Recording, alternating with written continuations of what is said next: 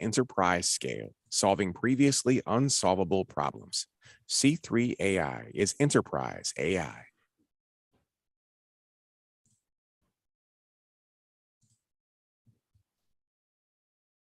And you might not have had the time. Oh, thank you. I think my microphone just popped on. I'll say it again. Welcome to Friday. Welcome to Week in Review. A lot going on this week, and maybe you didn't have the time or the mental strength, the emotional strength to follow everything going on. So that's why we get together at the end of the week with local journalists, and we explain and discuss. And this week, we're so happy to have with us Northwest News Network and KUOW correspondent Anna King. Welcome back to the show, Anna. Glad to be here, Bill. Thank you. We've got the former CEO and publisher of the Washington State Wire, DJ Wilson. Welcome back, DJ. Good to see you. Yeah, thanks, Bill. And so happy to have Publicola's editor, publisher, co-founder, Erica Barnett. Welcome back, Erica. Great to be here. And of course, I can see my guests, and you are no different because you can just hop onto YouTube or Facebook. You search KUOW Public Radio, and you'll see the live stream of this program. Before we get into the week's major news stories, I just want to acknowledge the pain you're feeling if you live for opening day, the crack of the bat, the pop of the glove. Major League Baseball is, locked out its players in a labor dispute. And so at least the first few games of the season are canceled. The Detroit Tigers will not be in T-Mobile Park on March 31st on opening day. Instead, an actual Tiger will fight an actual Mariner in the stadium, and tickets for that have sold out quickly. Okay, so let's jump on to the big news of this week. The war in Ukraine changes by the hour. As we are recording this show live on Friday afternoon, radiation levels look normal so far after Russia attacked a Ukrainian nuclear plant. And Anna King, I begin with that because even before this attack, you were reporting on KUOW on preparations for radiation here in the Pacific Northwest. Would you fill us in? Yeah, it was terribly concerning last night. I was having discussions with my editor late into the evening about, what was unfolding in Ukraine. We were both watching video. We were both watching everything coming over the wire. And it's just terribly concerning when any power plant has any kind of accident or problem. We all remember Fukushima and how real that was just across the Pacific from us in Japan when that happened, and how scary that incident was. And so this was no different. Although the plant design, as it's been reported, is much different than either Fukushima or Chernobyl, which was the other accident that lives in everyone's memory. So we're just watching and waiting. But what I like to say is that nuclear power plants are kind of like a time watch. They need regular schedules. They need people who are not tired to run them, and they need stability, and they need regular maintenance and maintenance shutdown periods to keep the whole thing totally okay. And so war is just the antithesis of that. It's just the opposite of anything good for a nuclear power plant. And so I think that's why world leaders and the European Union and America is trying to kind of dial in this problem and try to keep this plant stable, as well as others in Ukraine and in the general area while this war unfolds. It's just not good for the earth or anybody if this is a problem. And that's just the relatively passive problem of nuclear fallout. DJ, we were also talking before the show started about, we should remind listeners, some of whom haven't lived here that long, we are a major site for nuclear weapons, something like a third of the nation's active nukes. Yeah, and just to start, let me say kudos to you, Anna, and to your editor for great reporting on this in a way that was thoughtful and careful. And we're lucky to have your reporting here in the Seattle market, but Washington State generally. Seattle, on a per capita basis, has not just a lot of nukes, but it has a lot of military personnel. The Bangor Air Base is the home for the nuclear subforce, and that's just across the water in Kitsap. On the Hood Canal side, we've got JBLM, Fort Lewis and McChord Joint Base down south of Tacoma, which has a tremendous operational footprint in Asia, particularly in Afghanistan during the last 18 years there.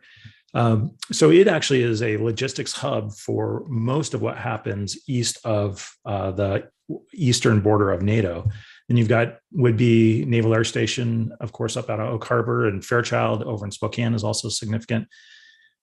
So this is a legitimate, this is, if you were playing World War III on a video game, you would think about Seattle because there's a lot of military footprint here. World War III, I don't think is what we're talking about with Ukraine, but the culture of Seattle often overlooks the military presence, particularly here in Western Washington, but it's real.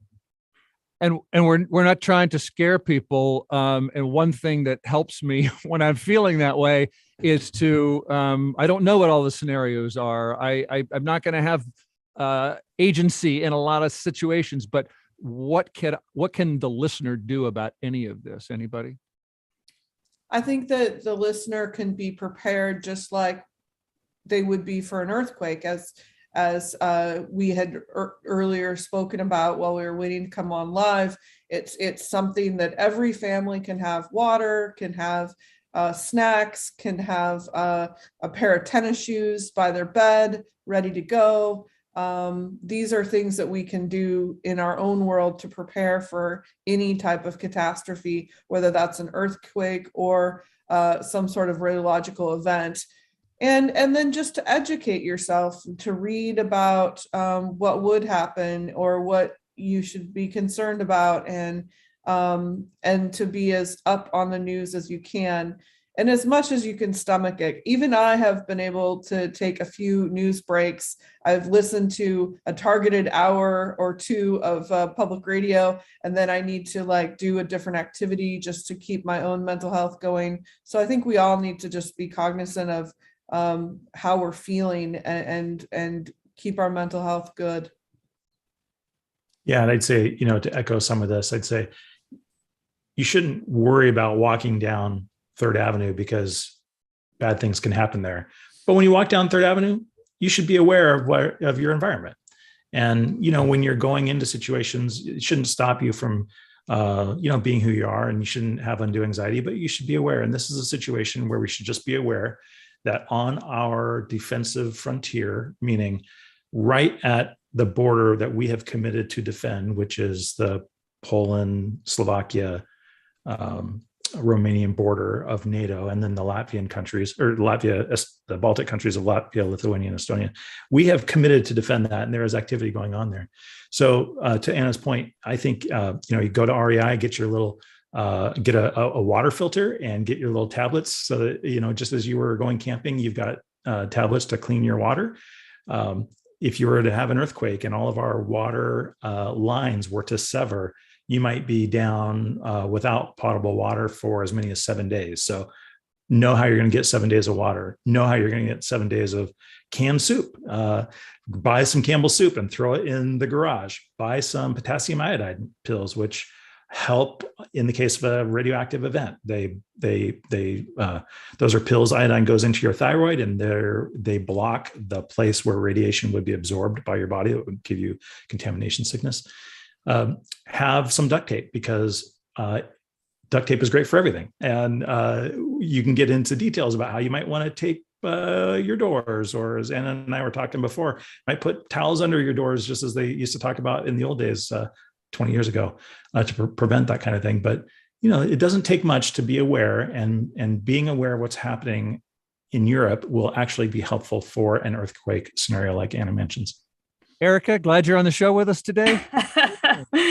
Yeah, you'll notice I've been notably quiet. I mean, I am not an expert on any of this stuff. I do have, a regular emergency supply of stuff more likely for an earthquake. I think we all have trouble sort of analyzing risk. And so I'm sort of relying on news outlets like KUOW and like Anna's reporting to sort of give me a sense of, well, how great is the risk here? And if it is so great that, potassium iodide tablets or whatever is not going to be enough, then, I guess, great, I don't have to worry about that. But if it is relatively low, which it seems to be right now in terms of direct, impacts to us of radiation, coming over from Eastern Europe, then that's also helpful to know. So it's a situation where I'm relying on people who are a lot more expert on this than I am to decide what sort of actions I should take or not take. Well, I'm glad we've got all our various expertises, but I'm going to move through a couple of items about the Ukrainian, the Russian invasion that affect us here, and we'll move on and talk about other things here on the Week in Review.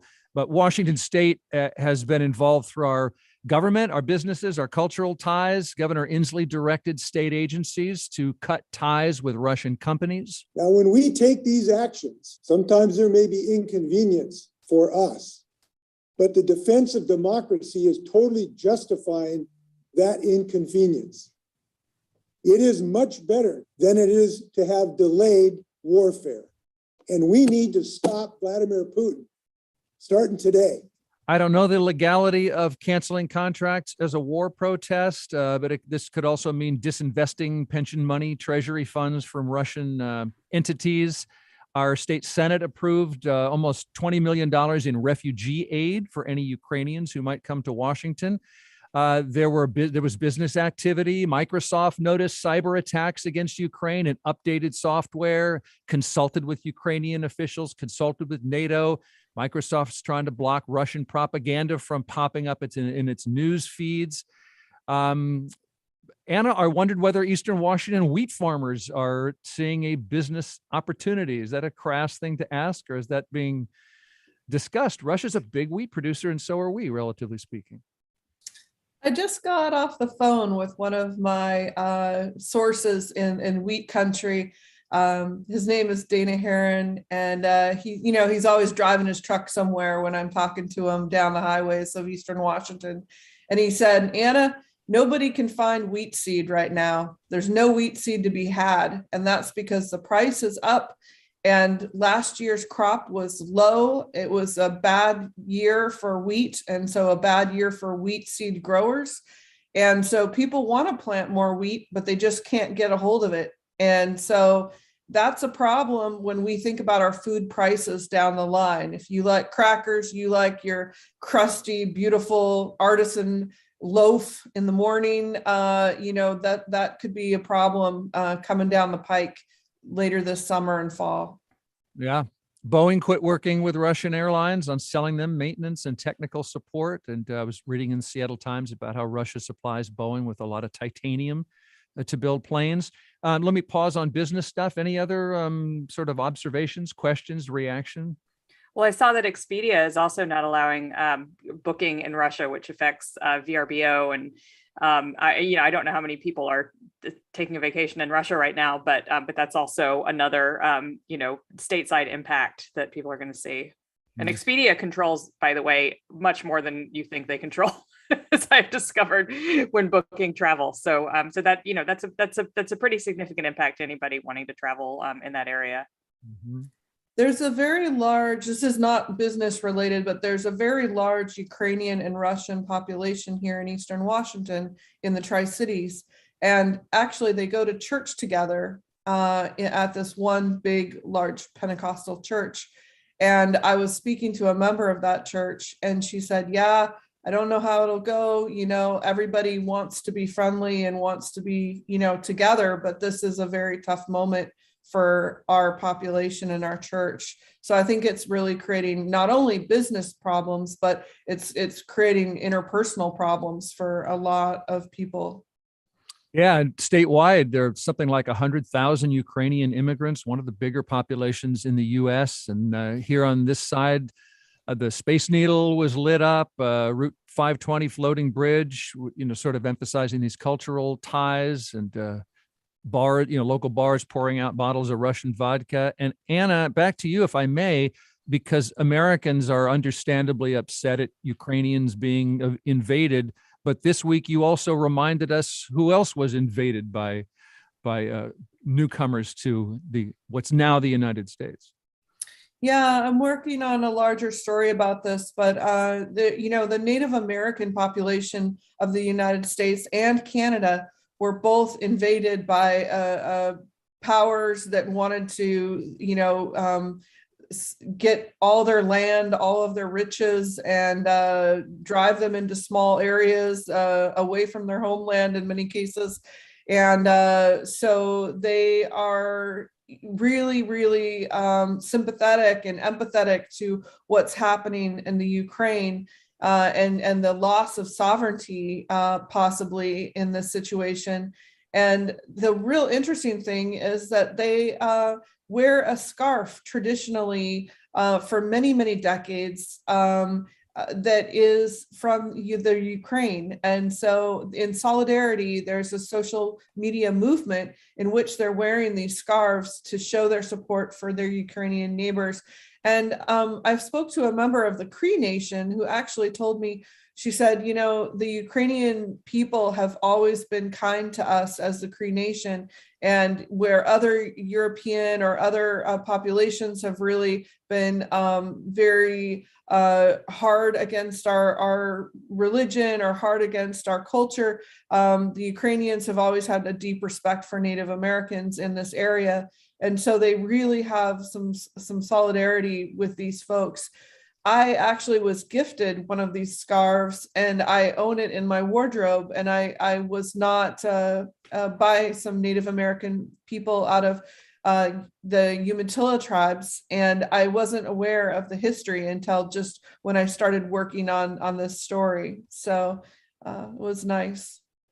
Well, we're going to move on to other aspects of the week's news. Any final thoughts or comments, contributions on this Ukrainian invasion? I would just say, I think many people thought 2022 could not be worse than what we've been through in COVID.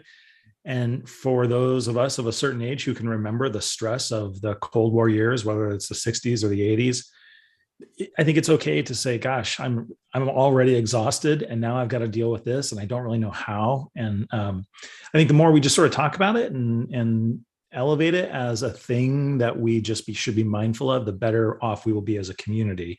And putting it under the, just sort of turning off the news all day might be better for your mental health. But I think it actually, you do want to just have some level of awareness. You do want to just talk about how you're feeling with people.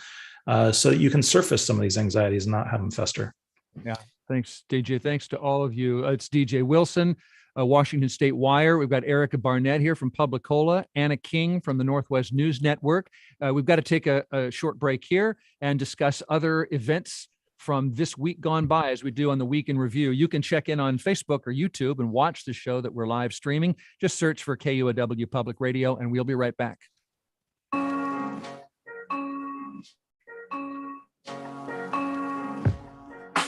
This is 94.9 KUOW, Seattle's NPR news station. It's 12:25.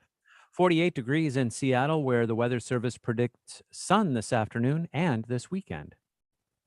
This year marks KUOW's 70th year broadcasting and sharing stories from the communities of the Puget Sound region. As we reflect on this milestone, we'd love to hear from you as we look forward to the next 70 years. Share with us why public radio matters and what KUOW means to you. Call in and leave a short message at 206-897-1303. Leave your first name, where you're from, and your short 30-second message. We may feature your story on the radio later this month. Support for KUOW comes from Seattle Cancer Care Alliance, where they believe nursing is vitally important to the community and are currently hiring nurses to join their outpatient oncology clinics. Learn more about a career where compassion can help lead to cures at seattlecca.org/careers. So glad you're with us on Week in Review. I'm Bill Radke with Publicola's Erica Barnett and formerly of the Washington State Wire, DJ Wilson. And we've got the Northwest News Network's Anna King with us. Anna, we got a ton of rain early this week here in the Puget Sound area. And that plus the big snow dump earlier this winter, I have not been thinking drought, but apparently this moisture, and I don't know what you're getting on the central east side, but it sounds like it's not enough, Anna.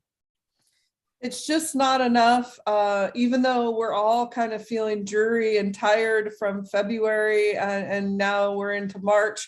My mom said something the other day that resonated with me. She's like, I just need to call it a different name, even if it's the same weather. So we're glad that it's not February anymore. But I think the drought part of this is really serious. Out here in Eastern Washington, especially in Central Washington, we're in a deficit from last year's drought. And so we're still not made up, and we have a long way to go and not very many months to do it. About May 15th, it dries up around here and it starts getting about 90 degrees. So we just don't have that much time before the weather shifts on us to accumulate rainfall. I was talking to that farmer, as I said, earlier this morning, and he said, yeah, we're 2 to 4 inches away from just a normal crop. That's not even a good crop. We're just talking about a normal crop. So we still need a lot of rain and a lot of snow. Up in the mountains, this big rain event has melted out some of our lower elevation snow already, and we're only about 90% of normal throughout the Cascades. So going into spring, if we have a hot, dry spring, we're going to melt out a lot of that snow really rapidly, and we could be in trouble in basins like the Yakima Basin or the Ellensburg area, where they really depend on that snow water melting down and watering crops and fish. Have any of us said anything comforting so far this hour at all? No. Well, it's not that we don't want to. Okay, what about spring planting season, Anna? Any, you were saying a little bit about how things are looking, but we've got such a diversity of crops going on. Anything more you want to say about the state of things coming up out of the ground here eventually? I'll talk a little more about this later, but it's so joyful to see the winter wheat spring up a little bit outside of those furrows, the deep, dark furrows of the earth, and then these little sprigs of green, and they're coming up over the furrows. For a long time, they kind of sit in the bottom of those wells at the bottom of the V of the furrow of earth, but now they're starting to pop above that surface of the earth and show up green and bright. And that tells me that Easter's not far away and spring's a coming.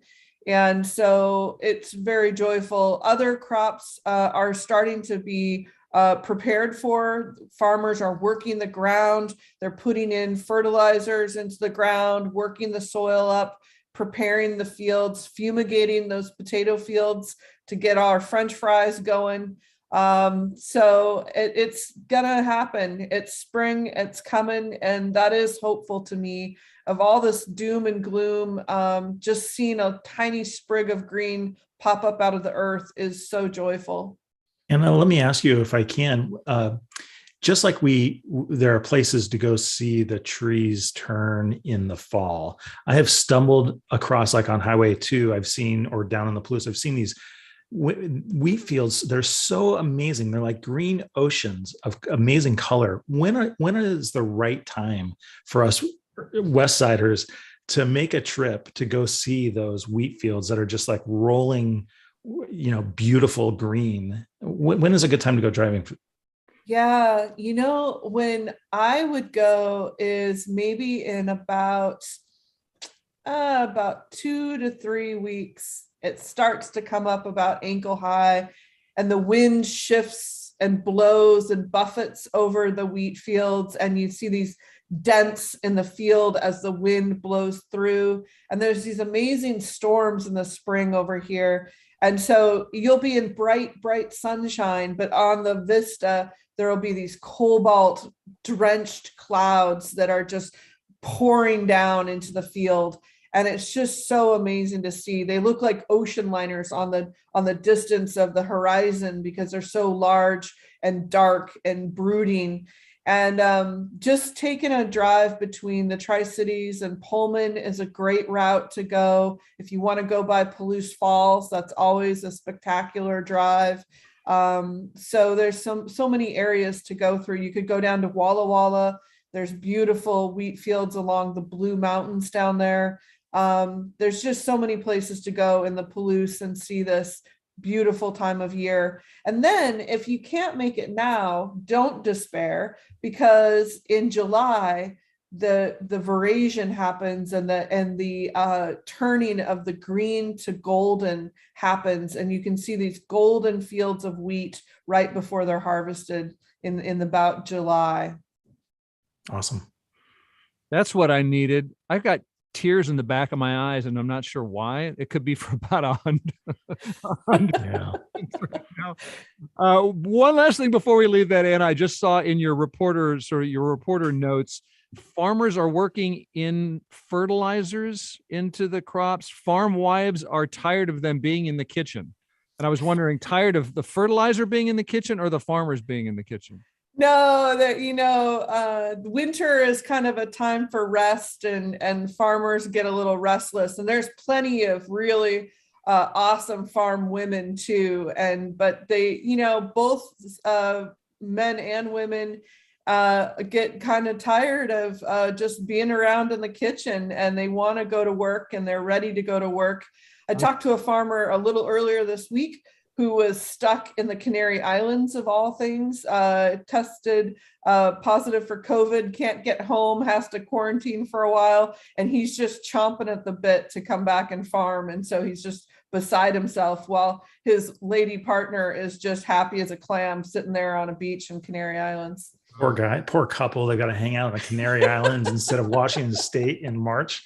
So sorry for them. Glad you mentioned COVID. I do want to touch on that. And unless Erica, is anything you want to say about waving wheat and green shoots? Look, I'm a city girl, so I'm just excited to get to my pea patch and see the green shoots of peas coming up in a month or so. Lovely. I got a note from a listener just now. It says there will be growth in the spring, which I think is a reference to that. What's the Polish author? Being there. Remember Being There, where Chauncey Gardner just keeps saying there's going to be growth in the spring. That's a great line. Yeah. Thing. Okay. Checking in on COVID, which I know sounds like more bad news, but you can decide. Some of this might be good to you. There's no more mandatory vaccine verification, for better or worse, in King County restaurants and bars and theaters and gyms. It's up to individual businesses. So you got maybe there'll be vax check bars and no check bars. In about a week, the statewide indoor mask mandate comes down, not soon enough for Republicans. You'll still have to wear masks in, hospitals and jails and nursing homes and on public transportation. That's a federal rule.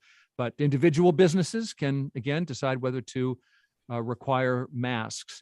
I got more to say about sort of incremental COVID news. Any reaction to some of these mandates coming down soon or now? Well, it feels to me like this is a political response to what should be a public health question, and there's been a lot of complaints throughout COVID about mixed messages on what we're supposed to do, and I think this is actually a really good example where the science tells us that there's still going to be more variants. It's not like Omicron is the end of the story. And only about half of us are fully vaxxed and boosted. And, it's kind of hard to get those numbers. Usually, if you go onto the state website, it says how many people have 2 shots. But the science, the best science right now says that you are only really protected against future variants, to the best of their ability to tell, by 3 shots. And so now we kind of have a situation where we've got like 2 tiers of people who are, well protected, and people who are not, making individual decisions on an individual basis and based on, frankly, a lot of peer pressure to take off your mask in a way that I think is going to end up endangering people. I mean, including, not for nothing, people who are immunocompromised, very young children. There are still, major consequences from getting COVID, even if you don't get hospitalized for a long time or don't die. Long COVID is a real thing. And, and there are people who are protected by you wearing a mask still. So I think that this seems a little premature to me, but I understand why Inslee and other governors and, state legislators and politicians feel pressured to do it because, people are, as the common saying goes, people are sick of wearing masks. So, I mean, I'm sick of wearing a mask, but I'm going to continue to do it. That's so well said, Erica. I can't think that I'm ready for this yet. I'm not ready. I'm digging in my heels. I'm wearing my mask at the grocery store still. I'm just not ready to say that it's all okay and all yolly oxen free. So I had long COVID, and I think that having that perspective, it's just so terrible to get it. I haven't gotten it again since I had it the first time, but I'm just not ready to face a reality in which I could get it, even a 5% chance that I could get it. I just can't face it again. So it's very, very frightening to me that we're just going to whip off the masks and say, hey, everybody go back to normal. I think there's a lot of great stuff there in both of these comments. First, I think that we have all gone through this collective disruption, and for some people, it's really been a trauma, and it's going to take us some time to dig out of that. And it means we have to be careful with ourselves and create intentional spaces to kind of edge back into a world without masks. It means we need to continue to build and maintain our communities to support us as we try to grapple with these decisions with as much grace as we can. But Washington State is one of only 8 states that still has masks, a mask mandate of any sort. We're one of 4 states that still has a fine or some sort of trigger of punishment if you don't wear a mask. Most of the rest of the country have moved on. And I think the reality is, while I would love to see 100% vaccination rate, and I'd love to see a world without COVID or a range of other diseases. I think the reality is we're stuck with COVID probably forever. And it's going to be with us like a lot of coronaviruses. And we're all going to get it multiple times. And we will have probably fewer and fewer symptoms each time we get it, if we are vaccinated in particular. But that new reality, as scary as it is still reality. And I think part of what we're seeing in Washington State, California, Oregon, other places like Denmark, which is just repealing all public health measures entirely. But broadly in the Western world, people are saying, look, if you don't want to be vaccinated, that's your choice. And we have to kind of move forward on with life and figure out how to grapple with this. And it is going to be scary. But if we all stayed indoors and we wore masks, we actually probably would still have COVID spreading everywhere, and people would still get it. So we can be super careful or less careful. And this is now endemic. It's here with us, regardless of how hard we work. Well, we find this difference of opinion, or, not that you're all at polar opposites, but this range of opinion that you're representing is, I asked we have a community feedback club here at KUOW. You can sign up to it. Just go to kuow.org/feedback. And you had Sam in Tacoma saying, too soon on these mandates coming down. I'm in a high risk category for COVID complications. I have felt relatively safe with everyone masked, but even with my vaccinations, if everyone stops masking, I'll be back to a higher risk level. And Sam says, if we had health justice, we would be basing our policies on what will protect everyone, not just with those with lower risks. And Vitaly says, not soon enough on these mandates coming down. We're one of the last states to finally recognize the pandemic has ended, given the decline in cases and general not great vaccine efficacy. We never should have enacted mandates in the first place. And on. A whole, we just got a lot of thoughtful and sometimes passionate response from you. Again, Community Feedback Club is there at kuow.org/feedback. Just before we leave COVID here, as we roll along in the week in review, the school masking situation is still in flux. You had Seattle Public Schools still mandating masks until further notice. They're negotiating with the educators, teachers union. That union is requesting masks stay on until at least May 1st. Some districts, Everett, Lake Washington, my kids are in Mercer Island schools, and that district also said we're going mask optional on March 12th. And my kids were bummed out to hear it. They like the masks. They say they're going to keep with the masks. But then I said to one of my oldest, well, what are the most popular kids doing? And she said, oh, their masks are down already. And and it took me back to peer pressure of my youth and all that. So that's a great metaphor, Bill, for what's happening with adults. With adults? How's that? Well, I mean, this is the sort of Washington State being one of only 8 states. Oh, we got to do it because most everybody has done it. So, if everybody's done it, then we need to too. We're not unsusceptible to peer pressure as adults. Interesting. State level peer pressure. I think the comment about kids is super important because a lot of times we don't ask our kids how anxious they're feeling or what their mental health is like. And of course, we all know that the kids were not all right to begin with. The mental health issues with our kids were already extraordinarily terrible. Then COVID hit and amplified that for a lot of kids.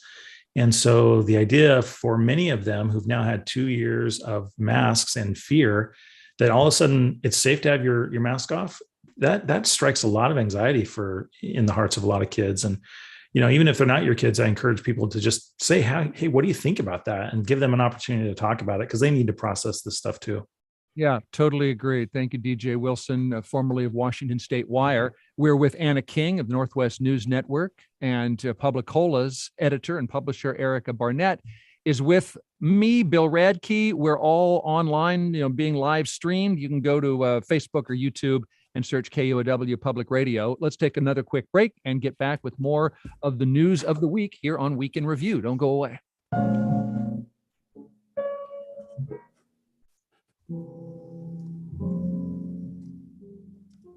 Support for KUOW comes from Yellowwood Academy, an accredited 4 through 12 nonprofit school on Mercer Island, offering one-to-one and small group classes designed for each student, hosting a virtual open house April 2nd and May 7th at 10 a.m. Registration at yellowwoodacademy.org. You are listening to Week in Review on 94.9 KUOW, Seattle's NPR news station. It's 12:43. 48 degrees in Seattle, and 48 is today's predicted high. Expect some sun this afternoon and tomorrow and Sunday. Support for KUOW comes from Picasso, real estate co-ownership that helps people buy and own a second home. Picasso brings buyers together to co-own a property in an LLC, then provides ongoing management. Listings at pacaso.com. Discussing the week's news here on KUOW's Week in Review. I'm Bill Radke. There were 2 more fatal shootings this week in downtown Seattle around 3rd and Pike, 3rd and Pine. And Erica Barnett, Seattle's mayor, Bruce Harrell, is addressing this. What did he say? Well, he had a press conference this morning and basically announced a number of arrests at 2 locations, 12th and Jackson, which we already knew about, and 3rd and Pine, which is a perennial hotspot for various kinds of, drug crimes, shootings, et cetera, going back many decades. Yes. Harrell got up there and sort of riffed on some of his campaign themes, said, this is that I inherited this terrible situation in the city's a disgrace right now, and it's incredibly dangerous. And, and we're going to do what we can to fix it. So far, that seems to consist primarily of hotspot policing, sort of flooding the zone with a bunch of police officers to prevent crime from happening in a specific location, and then arresting people and prosecuting them, in some cases for felonies, in a lot of cases for misdemeanors, which aren't really being heard by courts right now. So kind of, are arguably contributing to a backlog that existed, before. He kind of vaguely mentioned the idea of treatment. Oh, yeah.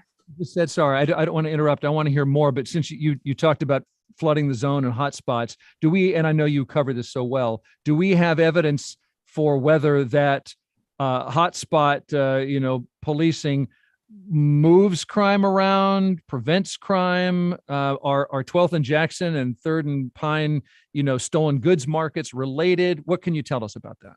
Well, the city says, to answer your last question first, the city does say that they're related. I don't have evidence one way or another on that, but certainly there are stolen crime markets that are happening and they're visible. You can see them, you could see them at those 2 locations before these arrests. All evidence from the past is that from all kinds of past efforts at hotspot policing, that have happened specifically at this location that they announced this week, 3rd and Pine, suggests that it just moves it elsewhere. It's very difficult to sort of scare and arrest your way out of crime that is, often caused by, it has underlying causes, right? So in this case, you're talking about a lot of addiction. You're talking about a lot of people who, have been driven into the illicit economy. And I'm not talking about the sort of, kingpins or whatever at the top of the food chain here, but people who are in the illicit economy because of desperate situations that got more desperate during COVID. And just real briefly, what I was going to say about treatment, Harold mentioned that, he thinks that people, probably should get into treatment. And he referenced a couple of programs that are working with people in the criminal justice system. Just Care is one of them. But he didn't say anything about expanding that. He just said, it's important for people to get into treatment and it's important to get the help that they need. But, sort of alluded to social workers going out on site after the arrests happened, but nothing specific. And I think that's because there isn't anything specific yet. Okay. I have one more question, and maybe Anna or DJ do, maybe not. But you mentioned what the city prosecutor can't necessarily do, and you tied it to COVID. What can and will, do you think, SPD, city prosecutor, county prosecutor do differently? Yeah, I mean, Ann Davison, the city attorney, was there, and she said, we're with these prosecutions, and I don't have the exact quote. Unfortunately, my notes crashed. So, actually, I do have it. Sorry. She said, these arrests and prosecutions will help disrupt the cycle of addiction and human suffering. So right there, I mean, you see arrests and prosecutions. It's arguable whether that is a new approach, but they're certainly going to do more arrests and more prosecutions. Again, in the past, I don't think we have very good evidence that arresting people works very well. We can only, even if people end up going through the system, they have to wait for a very long time to see it, to go to court and then to be jailed. And then once they're jailed, misdemeanors, you can't keep people more than a year. But I mean, you're literally talking about arresting people, letting them back out onto the street, and then, a process whereby they will eventually be seen in a courtroom. So it's not a very effective way of sort of addressing things in the short term. It is effective, in terms of cleaning up a corner, so to speak, to have 20 police cars there. But again, it just tends to move the problem somewhere else. Eric, I have a question actually for you. It seems like Mayor Harrell is having some relative success working with SPD relative to former Mayor Durkin. And I wonder if in hindsight, do we think that maybe the Seattle Police Department, because of Mayor Durkin's former role as federal prosecutor and working to reform the department, do you think that she was maybe not set up to fail, but that SPD treats the mayor now differently than they treated the mayor before? Meaning they treat Mayor Harrell better than they treat Mayor Durkin. I think you might be onto something there. I mean, I do think that there is, a positive rapport between the current police chief, Adrian Diaz, who, is reportedly the only candidate he's interim right now, but reportedly the only candidate to succeed Carmen Best. I think Durkin, was dealt a poor hand in some ways, but, also handled herself very poorly in other ways, with the protests 2 years ago, with just kind of the culture of her administration being incredibly secretive, and, the left hand doesn't know what the right hand's doing. And I think, Harrell came in pretty aggressively saying, we're going to beef up the police department. We're going to, unleash them and let them do their jobs. And, and this is all in quotes. It's not me saying that, but that is sort of the characterization that he played when he was running for mayor. And now you see, with these press conferences, again, wasn't really a big announcement today, but it was an opportunity for the mayor to stand up there with Ann Davison, city attorney, with the police chief, and say, we're doing something, and the thing we're doing is arrests. So that's, if you're the police chief, that is a big morale boost and, a big vote of confidence for the mayor. Thank you for that. I got to keep time here. We've got Erica Barnett and DJ Wilson. Also, Anna King, who is in the Tri-City areas today, I assume, Anna? Mm-hmm. And making me cry about waving wheat and Palouse Falls and Blue Mountains and all of it. So let's move to state level before we start to wrap up the show and find something to smile about.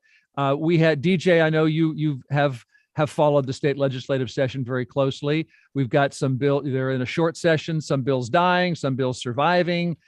State capital gains tax lost around in court this week. What do you want to tell? What's the number one thing we should know right now about what's going on at the state level? The legislature will be done on the 10th. We're almost through it. I would say the biggest thing that will impact the conversation is that lawsuit, the judge's decision on the capital gains tax, saying that it is in fact income and therefore is unconstitutional. We knew that was coming. That'll now go probably to an appellate court in Spokane. It's an open question about whether it will actually ever make it to the Supreme Court, because the Supreme Court can just say, look, this is long established precedent and we don't need to continue to see this. They've done that in recent years with Seattle, city of Seattle in a similar measure. So it's not clear it'll go to the Supreme Court, but this will continue to be part of the conversation. I think in terms of policy, the most interesting thing to me is that we've got a pretty significant transportation budget that we are about to have one finalized. We've struggled to get a solid transportation budget, an aggressive one in recent years. The one coming out looks like it'll be $16 billion over 16 years. It'll include no gas tax, which is new and interesting. That's new. We talked about this last week, a tax on the gas and the diesel that we refine in Washington and ship out to Oregon, Idaho, Alaska, where they were not appreciating that tax idea. Absolutely. And we have I think interesting to me, that a significant amount of funds for the electrification of our ferry fleet, which is interesting. I think it's notable that most of the projects are in Democratic districts this time. There's not going to be any Republican votes for this. Republicans weren't terribly involved. They were not invited to be involved in the negotiations. So this will be a significant amount of monies from the operating budget. That's not usually something that happens. Usually comes from a separate budget. So there's some interesting things here for policy geeks. Yeah, and Washingtonians too. Any right. comments or questions on what your lawmakers are trying to do and courts are doing? Well, one other thing I'd add is the Inslee budget. He was out in Seattle a couple days ago, here in Seattle, at a tiny house village, sort of touting these tiny house shelters as a housing solution. And I thought that, this was sort of part of his promotion of his big budget proposal to spend $800 or so million on various solutions to homelessness. But I thought that was a very interesting turn of phrase, because we've sort of moved to a point where the state and local governments are back to, wanting to fund shelter first instead of housing first. And I think that Inslee's big budget proposal for homelessness really reflects that. Any comment on that, Wilson? I was thinking actually, as Erica was talking, that housing is like a lot of issues. And David Postman, former journalist at the Times and former chief of staff for the governor, said, you know what, in the city of Seattle, I wish I could work in city of Seattle politics, because you have so much diversity. You go from A to A. But in Olympia, you go from A to Z. And I'd love to work in Seattle politics. And, housing at the state level it's not just on shelter and housing and homelessness, but also single family zoning and transit oriented development, and trying to force cities to take more population density. That's been going on for 20 years. And the Association of Washington Cities is a strong, powerful lobby with a diversity of advocates on both sides of the aisle. And every year the cities push back on the state, trying to tell them how to take more density, how to add more flexibility in single family zones. And that A to Z spectrum is just, it's a tough nut to crack in Olympia. Okay, well, this show is zoned for 1 hour of length, so I've got to start to bring it to a close. And we always end on something that made us hopeful, something that made us smile. That seemed in especially short supply this week, and that may be true for a while. We'll see. So I just want to contribute that we had a baby this week. And by we, I mean, Eric, I really enjoyed your facial expression. I was like, what? we need to talk offline. We do need to see each other more often. I'm talking about we local orca lovers, because in the J-pod of Southern resident orcas, a calf is born with the adorable name J59. And I think Kanye West also has a child with that name. But Mama orca was seen swimming nearby. They seem healthy, and that's the first J-pod calf in about a year and a half. So that was kind of nice to see. Anybody else hoping or smiling about anything? Speaking of babies, my beautiful, kind, loving, creative, smart, amazing 6-year-old daughter turns 7 tomorrow. Mari Elizabeth Wilson. Happy birthday, baby girl. I love you. Happy birthday, Mari. I'll just go back to what I mentioned earlier, which is that even if we don't have a lot of reason to hope from the news, it is gardening season, and I'm about to get into a new pea patch at an undisclosed location, which I am very excited about. So my orientation is tomorrow, and pea patch program is a great City of Seattle program. If you live in the city, you volunteer 8 hours a year, pay a little fee, and you get your own garden. It's awesome. For newcomers to Seattle, that's not PEA. It's not necessarily correct in your patch. But peas grow very well here if you're a newcomer. Yes, you certainly could. Anna, speaking back to where things growing, which was my happy place this hour. Anything at all making you smile or hope or dance? Yeah, well, happy birthday, Mari, and I'm excited about the pea patch, and I just think that I'm really excited about the growth in farm country out here. The apple buds are starting to swell, and they're starting to get ready to burst open with these beautiful blossoms and with all these furry little tiny green leaves that just like are all crunchy at the beginning when they first come out, and then they slowly spread out and get all unfurled like a sailboat sail. And I'm just so excited that they're coming out. And I'm also just gonna go back to that spring wheat coming out of the furrow. If you've been at the bottom of the furrow in this dark soil earth and clouds looming overhead, take heart. There is the sunbreak coming, and you are going to see the top of that furrow as you grow and spring forward into the spring. Yeah. Anybody else been at the bottom of that furrow? We are built to climb. Anna, thank you so much. And I'm also smiling just because I get this time with you and, checking in on the week and just kind of checking in on each other. Thank you so much for being our show this week. Thanks for doing this, Bill. Yeah. Thank you. An honor to be with you. We love it. That's Anna King with the Northwest News Network. She's over in the Tri-Cities. And we've got DJ Wilson, former CEO and publisher of the Washington State Wire, and founder or co-founder, at least, editor, publisher, big shot at Publicola, Erica Barnett joining us. And the show's produced by Kevin Kniestedt with Bernard Ouellette pushing all the right buttons. And we've got social media and live streaming support from Juan Pablo Chiquiza and Tio Popescu. I'm grateful for that. I'm grateful for that you've listened. Bill Radke here. Have a great week. And even if it's not the ideal week, we'll get together. We'll figure out what happened a week from now when you join me again on Week in Review. Looking forward to it. Support.